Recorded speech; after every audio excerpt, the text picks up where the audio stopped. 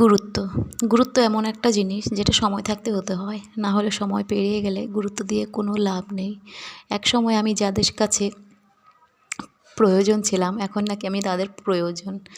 এক সময় যাদের কাছে আমি মূল্যহীন ছিলাম, এখন নাকি তাদের কাছে আমি মূল্যবান।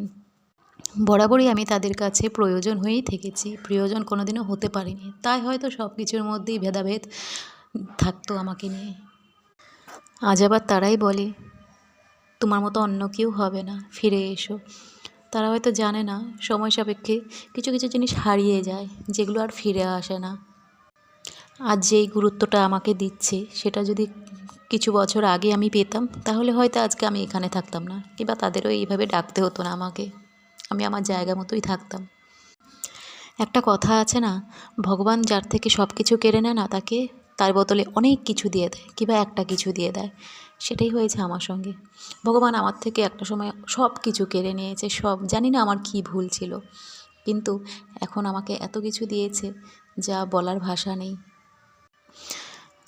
আর এই অনেক কিছু দেওয়ার পিছনে কতটা যে ভালো লুকিয়ে আছে, সেটা এখন আমি বুঝতে পারি।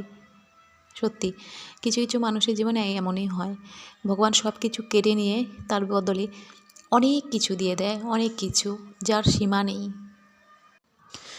যারা আমাকে এখন আবার নতুন করে পেতে চাইছো, তাদেরকে আমি একটা কথাই বলবো, আমাকে হয়তো আর পাওয়া হবে না তোমাদের, সেটা মেনে নিতেই হবে। কারণ সময় কারোর জন্যই থেমে থাকে না, আমার জন্যও থেমে থাকেনি। যাদের কথা ভেবে ভেবে মরার মতো দিন কাটাচ্ছিলাম, পরে জানতে পারলাম তারাই নাকি আমার জায়গাটা অন্য কাউকে দিয়ে দিয়েছে। তাহলে কেনই বা যাবো আমি ফিরে, বলো, তাদের কাছে? তার চেয়ে বরং আমি এমনিই ভালো আছি, সত্যিই খুব ভালো আছি।